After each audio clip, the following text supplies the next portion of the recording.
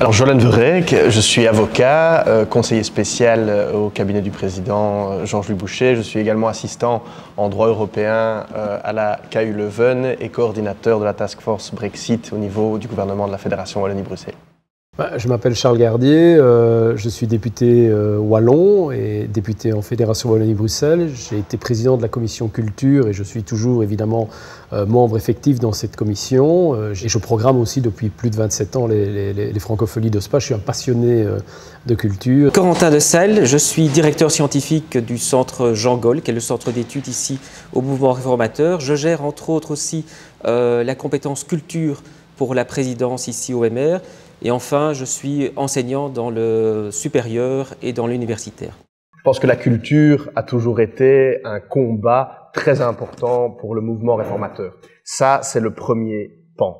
Et le mouvement réformateur a voulu aussi une vraie réforme structurelle qui réponde à une vraie demande du secteur culturel. On a cherché à faire remonter aussi finalement ce qui était vécu par les artistes, leurs difficultés, leur précarité dans un certain nombre de cas, cette précarité qui entraîne un manque de liberté également à créer et on veut donner une réponse comme Jolane l'a dit, qui n'est pas simplement une réponse momentanée, il y a des choses à faire de façon urgente, mais vraiment une réponse structurelle à finalement une question qui se pose depuis beaucoup trop longtemps chez nous.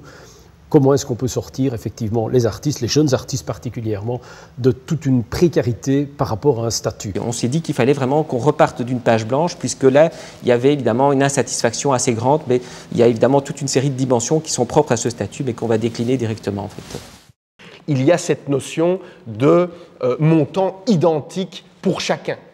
Et ça, c'est très important. Il n'y a plus de discrimination en fonction de la situation professionnelle, familiale ou autre des artistes ou du secteur artistique. En l'occurrence, ici, il y a un montant de base, ce que nous, on a nommé dans notre proposition le RBAT, le revenu de base pour artistes et techniciens. Et ce caractère inclusif se retrouve sur tous ces pans. On essaie de donner beaucoup de stimulation pour les gens qui sont vraiment créateurs et qui, par leur activité, peuvent non seulement, évidemment, créer beaucoup plus de richesse et de prospérité, aussi bien intellectuelle, artistique que matérielle, et qui peuvent éventuellement même donner des emplois à d'autres personnes. Mais ceux qui veulent devenir indépendants finissent par larguer les amarres. Ici, on facilite cette transition en ne pénalisant pas la création. On se dit, tiens, mais gardez encore, peut-être que vous avez fait une bonne année, mais ça ne sera peut-être pas le cas plus tard, gardez encore ce statut tant que c'est nécessaire, mais à partir d'un certain moment, effectivement, on est tout à fait incité, stimulé à devenir indépendant. Et là, ce statut qui a servi d'incubateur peut pleinement